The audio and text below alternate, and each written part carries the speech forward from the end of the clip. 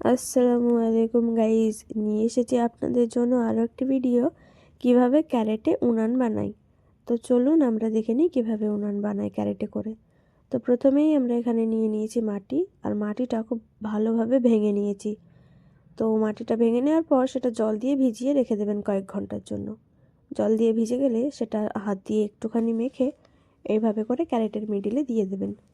তো এইভাবে করেই দিয়ে দেবেন, বেশি ভালোভাবে মাখার দরকার নেই। কাদাটা যত গুটি গুটি হয়ে থাকবে তত জমে যাবে ভালোভাবে।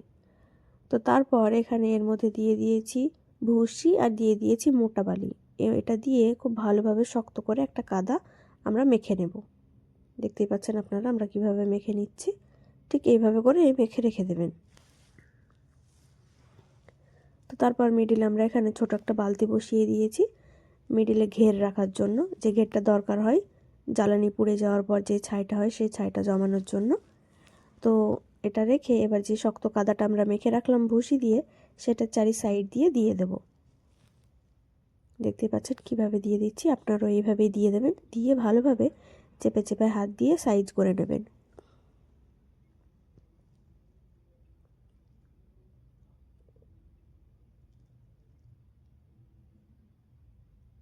কাদাটা কিন্তু শক্ত করে মাখবেন, নাহলে কিন্তু উনান বেঁকে যাবে আর শুকোতেও অনেকটা টাইম লাগবে। সবথেকে বড় সমস্যা হলো উনান বেঁকে যাবে, বেঁকা হয়ে থাকবে। যতই সোজা করবেন ততই বেঁকা হয়ে যাবে। তো আমরা এভাবে করে কাদা দিয়ে বেশ ভালো একটা ঘের জমিয়ে নিয়েছি। তারপর এখানে বালতিটা তুলে নিয়েছি। এবার আমরা এখান থেকে কাদা তুলে নিচ্ছি। এখানে আমরা জ্বালানি যাওয়ার মুখটা করে নেব, সেই জন্য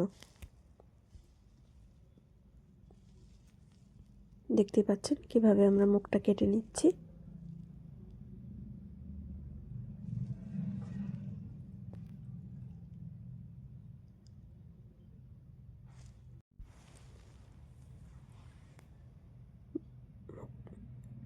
মুখ কেটে নিয়েছি, এবার মুখটা একটু ভালোভাবে সাইজ করে নেব।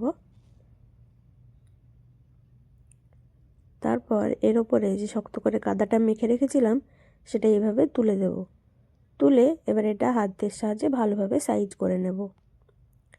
তারপর এখানে আরও একটা কন্টেনার দিয়ে দিয়েছি। এটা আমরা মুখের যে ফাঁকা জায়গাটা হয় জ্বালানি দেওয়ার জন্য, সেই জায়গাটা করার জন্য ওইভাবে ওই কন্টেনারটা দিয়ে দিয়েছি। তারপর এটা খুব ভালোভাবে হাতের সাহায্যে সাইজ করে নিয়েছি। এবার কন্টেনারটা বের করে নিলাম। এবার এর ওপরে একটু একটু করে আরও একটু করে কাদা দিয়ে হাতের সাহায্যে খুব ভালোভাবে সাইজ করে নেব। দেখতেই পাচ্ছেন আমরা কিভাবে করে নিচ্ছি, আপনারা এইভাবেই করবেন।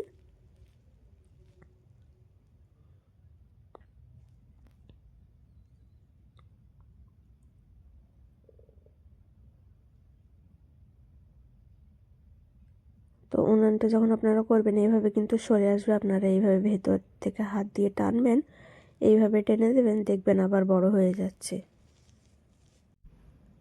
এবার আমরা ঝিল কেটে নেব। ঝিল কেটে নিচ্ছি। এই ঝিল কেটে দিলে ভেতরে যে ধোঁয়াটা আছে সেই ধোঁয়াটা বেরিয়ে যায়, ভেতরে কোনো ধোঁয়া জমে না, সেই জন্যই ঝিল কেটে নেওয়া। তো কম বেশি সবাই জানেন যে ঝিল কাটতে হয়, আর সবারই থাকে ঝিল কাটা উনানে। তো আমরাও ঝিল কেটে নিয়েছি। এবার আমরা সাইজ করে নিলাম একটু। এবার আমরা এর মধ্যে একটা হাঁড়ি বসিয়ে দেবো। হাঁড়িটা বসিয়ে দেখে নেব যে উনানটা সাইজের আছে কিনা।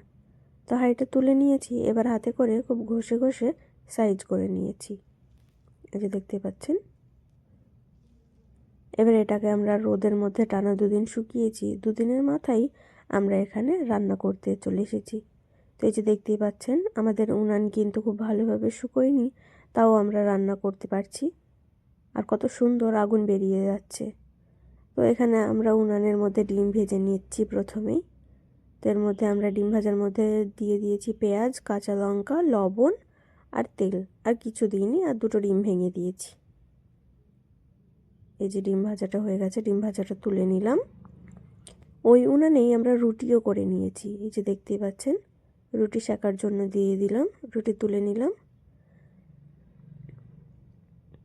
রুটি উল্টে পাল্টে খুব ভালোভাবে সেঁকে নেব। এই যে দেখতেই পাচ্ছেন রুটিটা কত সুন্দর ফুলছে, রুটিটা ফুলে গেছে। এই যে দেখুন আমরা কতগুলো রুটি করে নিয়েছি। তো কেমন হয়েছে জানাবেন, এবং ভালো লাগলে অবশ্যই একটা লাইক, কমেন্ট এবং সাবস্ক্রাইব করে দেবেন।